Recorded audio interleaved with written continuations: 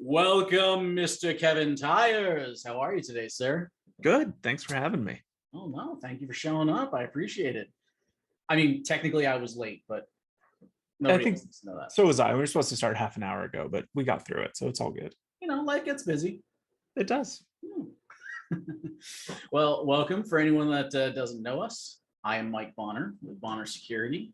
And Kevin, do you want to do an intro for yourself?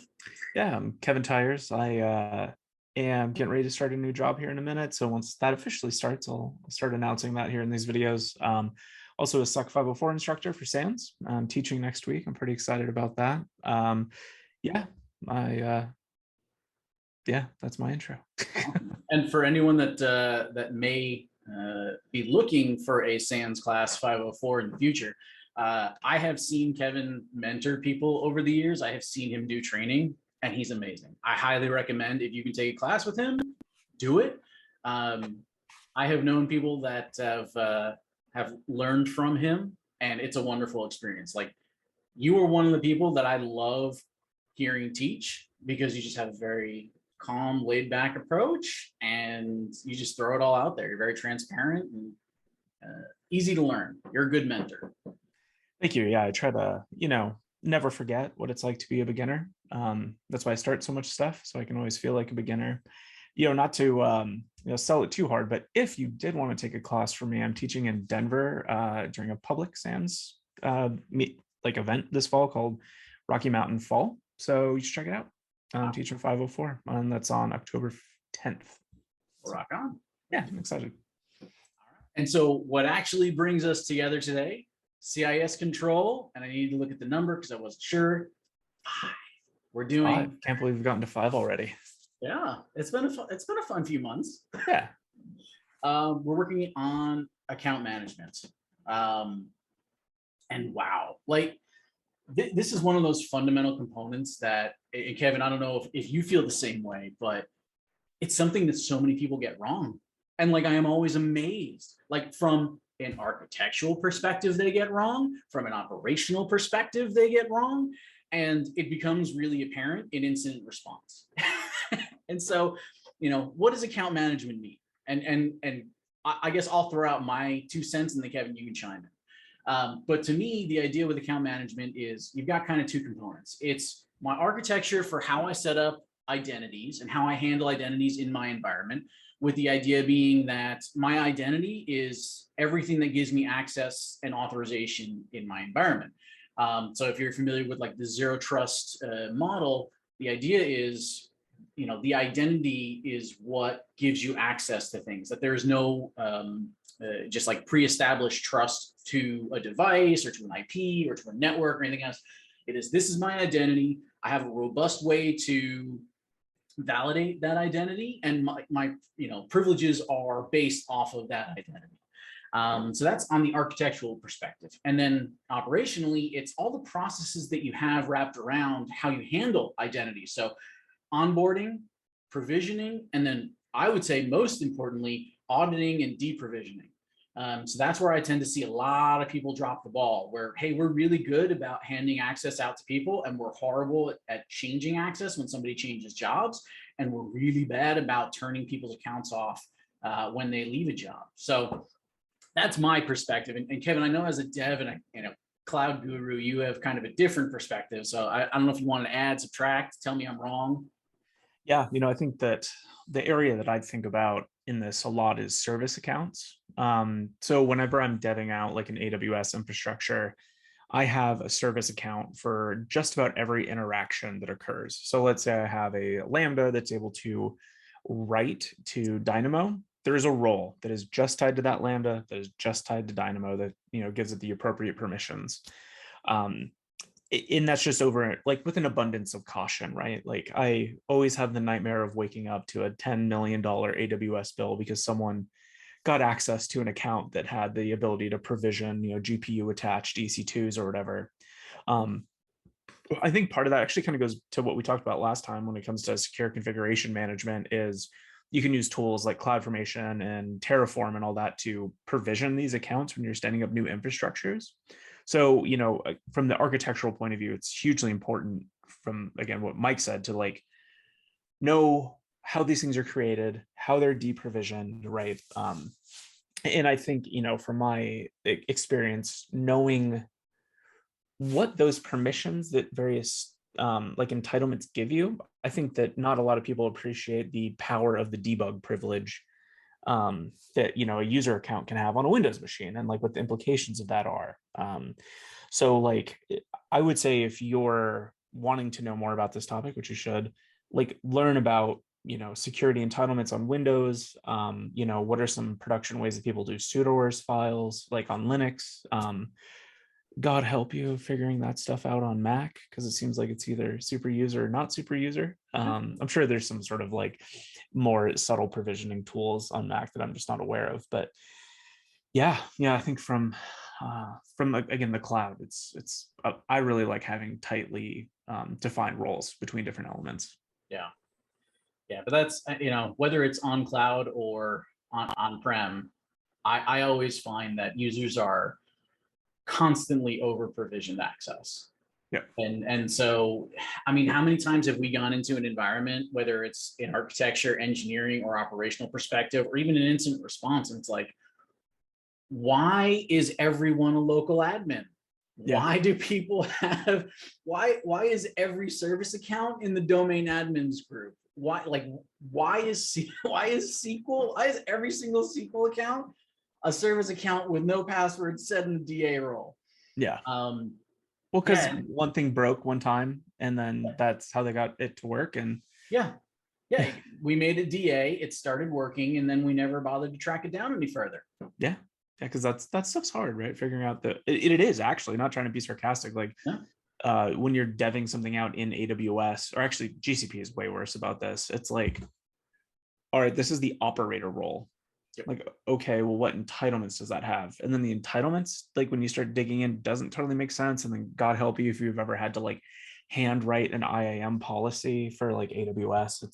It's pretty miserable. And occasionally when you just give it like full access, full read write, full whatever, like, that just keeps it easy, even though it's not secure, right? So it's like sort of the contention between security and usability. Yep.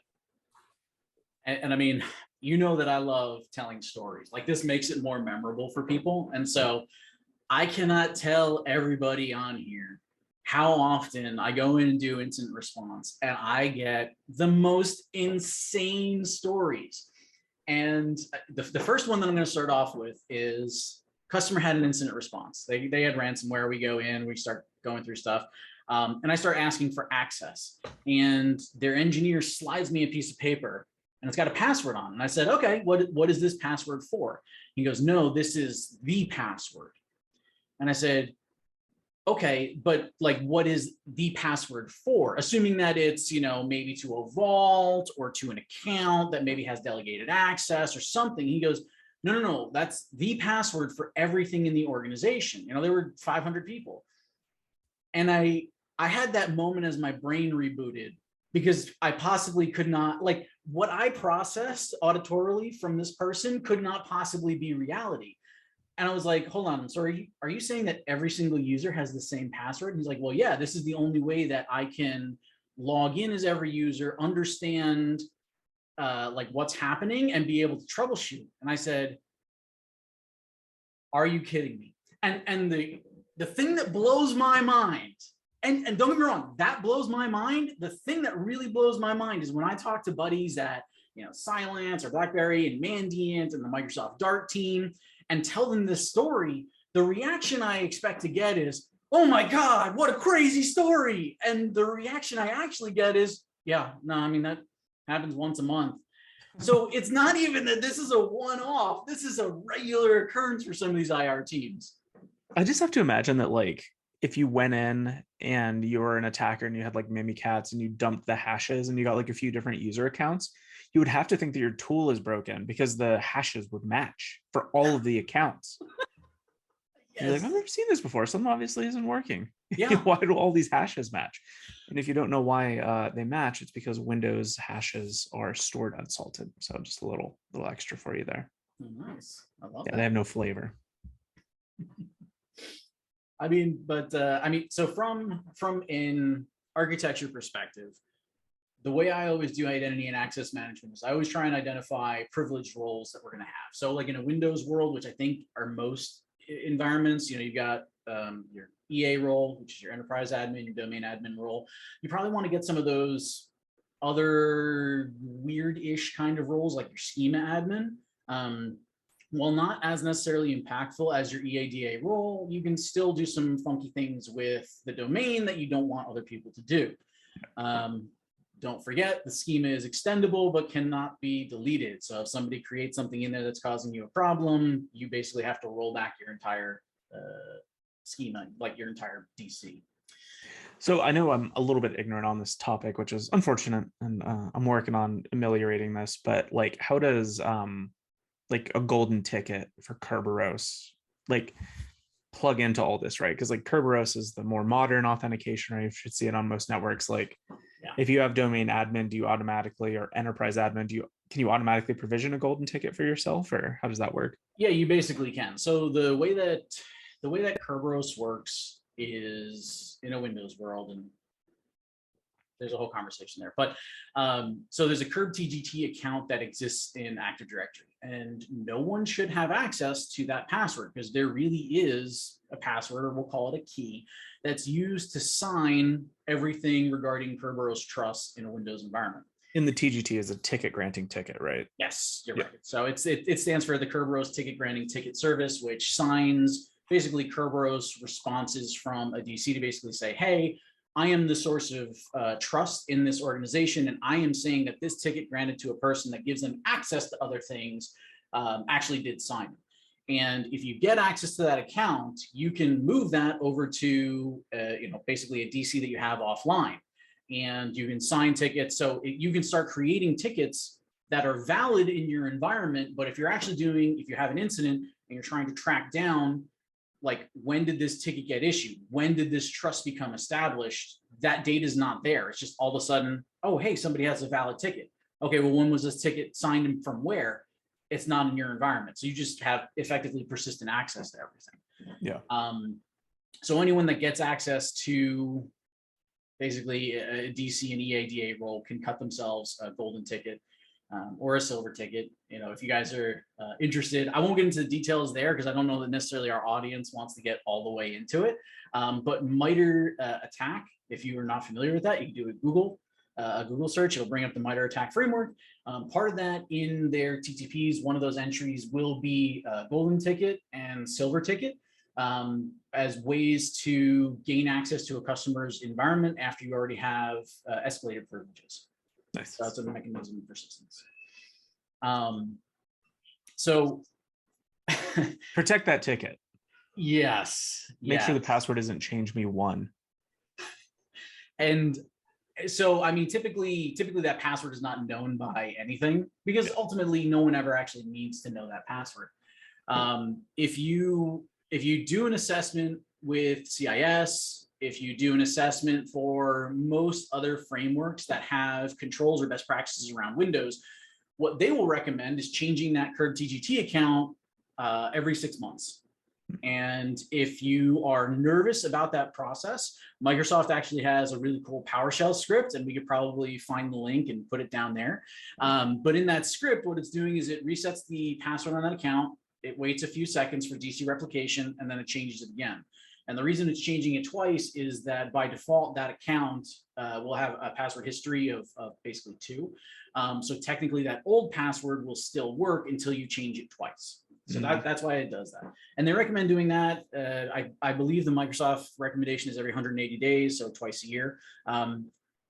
I would recommend doing that. If you ever have an incident where you think somebody had access to one of your DCs, I highly recommend taking that as not necessarily an initial step, but one of the first things that you do, because that'll shut down a big mechanism of pivoting and persistence. So somebody having a golden ticket or a silver ticket is huge, and it can be incredibly impactful and very difficult to track down. Yeah, man, I never want to be part of a golden ticket like attack. I mean, that's my goals. I have been part of IRs where, like, I have no evidence to support like, hey, they have a golden ticket, but what I can tell is like, hey, they have some very strong mechanism of persistence. And it's not always easy to convince an executive to say, hey, I want to reset effectively trust in my environment. And no matter how many times you say nothing should happen, this is a totally normal thing, I'm not worried about it, this is a Microsoft script, all that kind of stuff. The risk is very low, but the impact is very high. Yeah. If you bork up that current TGT account, you have just broken all trust in your domain. So you literally have to go and reestablish trust between all your DCs, and then you have to go and re-enroll all of your endpoints back into your Kerberos domain. So it is really impactful if something goes wrong. Knock on wood, I have never had it go wrong. And I don't know that I've ever heard stories outside of people like testing it in labs, but I have seen attackers do it to break trust in an environment. Like okay, you're not going to pay ransom. Well, guess what? You're going to have a bad month as you rebuild your entire organization. Man, there's so many different areas to go. I don't even know where to begin with. Yeah, because it's because we can talk about like, it's such a huge topic. Yeah, I would say let's start with this. Don't use user accounts as service accounts. What are your thoughts on that? I think that's a great point. Not having user accounts as service accounts, most importantly from an operational perspective, because passwords expire, or at least most passwords expire, and you don't want to have service impacts. You also don't want users to get around that by setting their password to not expire or not to have a password. Yeah. One of my favorite things, and this is a somewhat well-known tactic, but I know some of our friends who will set up honeypots when they're doing a pen test that'll capture SSH credentials. Right. And I've worked in environments, and I've heard of environments where the service account that does the authenticated scans is the username and password of like the manager of the team. Yeah. So that's pretty suboptimal when it comes to account control. Oh yeah. And so, to bring it back to the, okay, well, what do I do about it perspective? I can't give anyone necessarily advice on the architecture side of things. Not that doesn't exist, but how you architect your identity and access management will almost kind of be unique to your business and your processes. If I go out there and say, hey, have a provisioning infrastructure, have a change management infrastructure, that's not always going to be the case, especially in smaller environments. And so I'll assume that your organization is already mid-flight. You're already out there, you have employees, you have admins, you're doing everything. What I would recommend is on a regular basis, run either Ping Castle. So they are they make a tool that audits Active Directory, just requires you to have an account. It'll go out and enumerate Active Directory and match some of it against best practices. It is a free tool. They have a pay-for version. I really like it. There's a lot of good value to it. But if you just want to get started and see what you see, look for Ping Castle, pull it down, run a report on your AD infrastructure. It'll tell you, hey, these people have delegated admin access. These guys have domain admin access. These are enterprise admin accounts that no one has logged into for 6 years. These are people that don't have passwords set. These are people that have their passwords set to never expire. Like, there are all sorts of good queries that you can get out of AD just to kind of show the current state and health. Yeah. And then if you really want to go nuts, there is a PowerShell script called AD Recon. We normally run AD Recon after an incident response. And part of that is to understand what an adversary may have done from the time that we think they may have gotten access to the network. So if they created accounts, if they delegated permissions, if they joined other endpoints to the domain, there's a lot of stuff that you can gather from that. But so that's a PowerShell script called AD Recon, spits out a massive CSV file.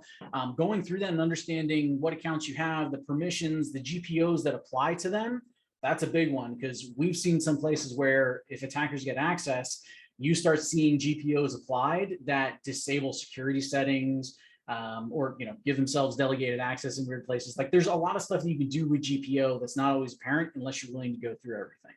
Yeah, which no one is. Sadly. Which is true. There's not enough time in the day sometimes, so that's the problem, right? Yeah. I mean, even in small environments, it can take me days to go through like an AD recon file. And that's with, companies that are 500-600 endpoints, not tens of thousands, right? I have done a little bit of that in cloud environments. So more specifically in Azure. I won't get into that too much just because the tooling has changed constantly. But if you need to do an audit on the Azure side, there's some cool stuff that you can find in the M365 Compliance Center. But there's also some additional tooling that if you do like M365 account audit search, in Google, you'll typically find some tools that people have written. If I find a good one that I like after the fact, I'll put a link down here. And if not, my editor is like, what do you want me to do here?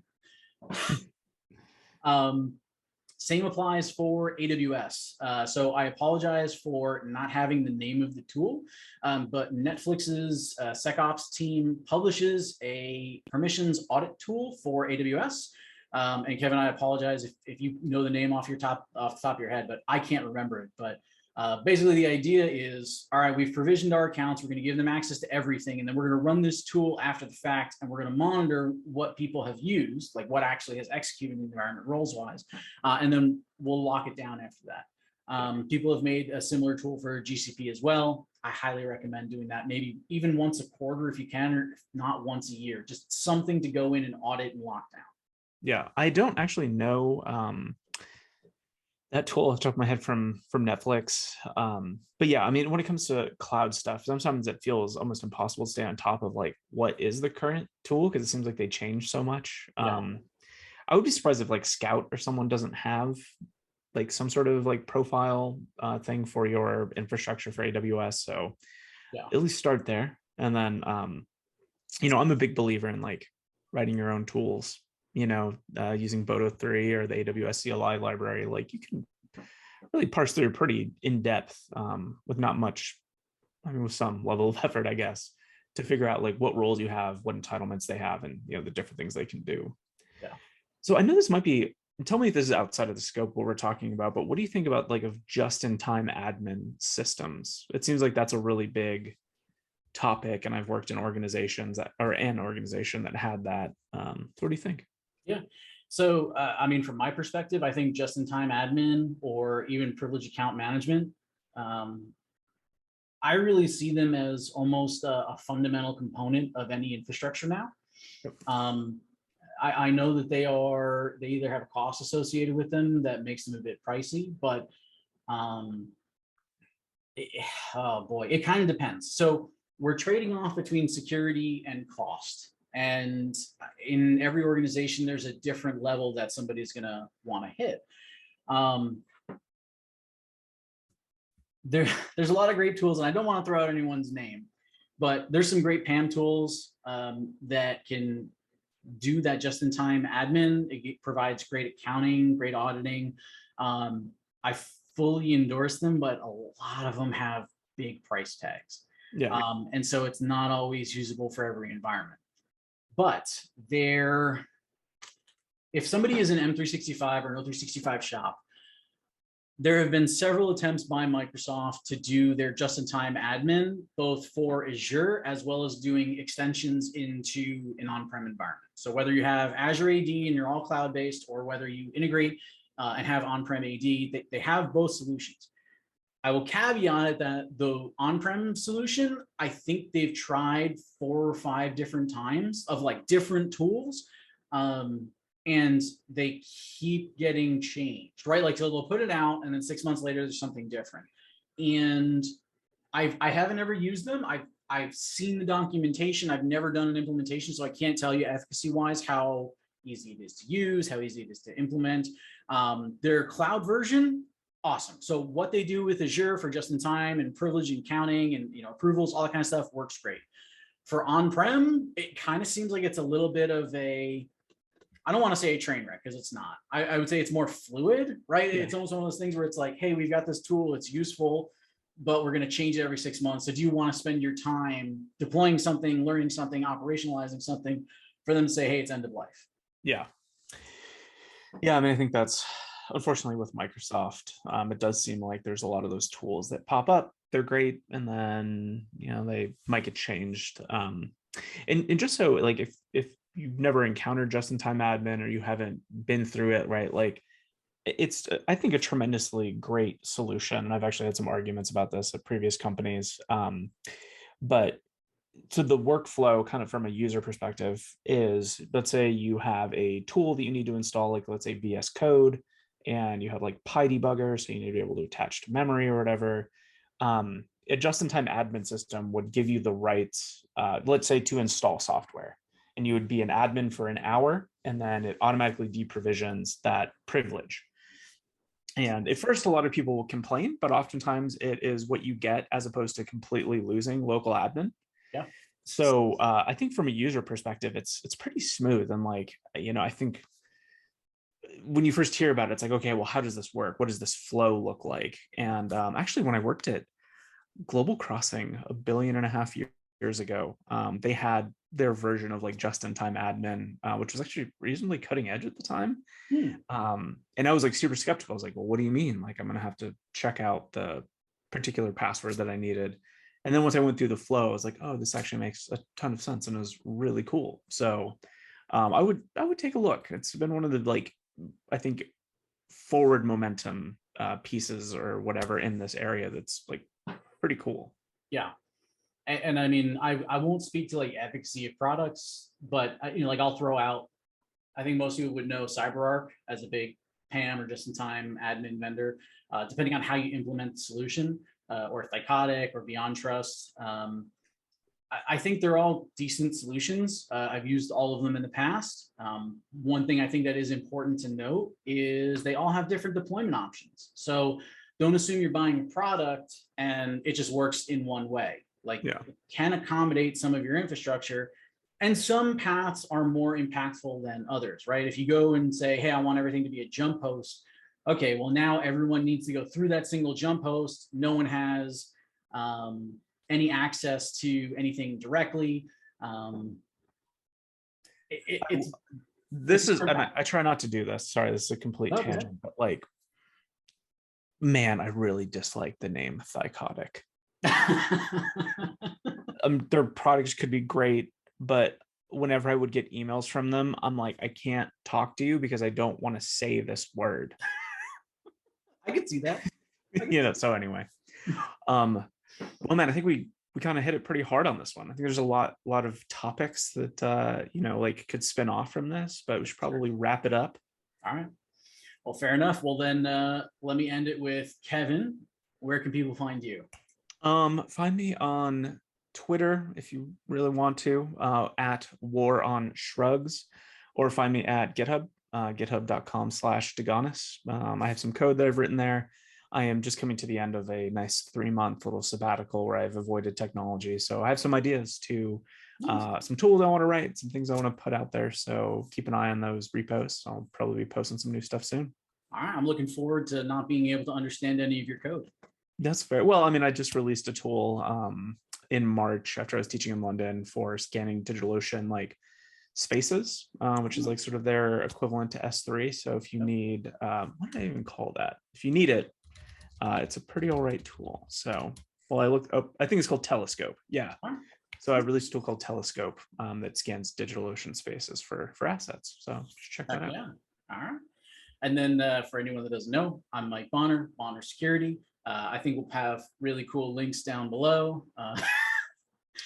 Feel free to reach out anytime with questions or comments. And we've gotten a lot of love from people over the past few weeks of people both that we know and don't know. And so I want to say thank you, and looking forward to publishing some more content for you guys. Yeah, don't forget to like as well as subscribe. You got to hit those post notifications to get these baby blues. So yeah, thanks. And drop some comments below and let us know like what you like, what you don't. Stuff you want us to cover. Obviously, we'll eventually run out of the CIS top 20. Yep. So we're always looking for other topics of things to cover. Good deal. All right, Kevin. Well, I'll see you in 2 weeks. Take it easy. Bye.